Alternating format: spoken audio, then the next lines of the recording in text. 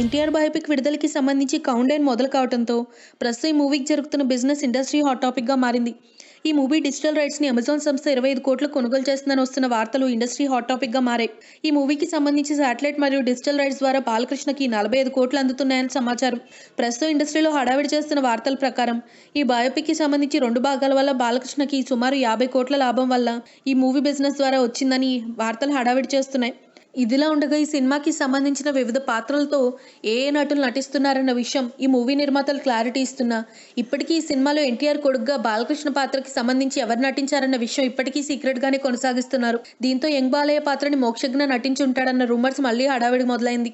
ఈ విషయం సినిమా దర్శకుడు కృష్ణి కొందరు అడిగినప్పుడు ఈ మూవీ విడుదలయ్యేదాకా వేచుండమని నవ్వుతూ చెప్తూ ఉండడంతో ఈ మూవీలో మోక్షజ్ఞ ఎంట్రీ ఖాయమంటూ మరోసారి రూమర్స్ చుట్టుముడుతున్నాయి. అదేవిధంగా ఈ మూవీలో సూపర్ స్టార్ కృష్ణ పాత్రని మహేష్ నటించాడని, కేవలం సస్పెన్స్ కోసం ఈ విషయాన్ని కూడా సీక్రెట్ గా ఉంచారన్న ప్రచారం జరుగుతోంది.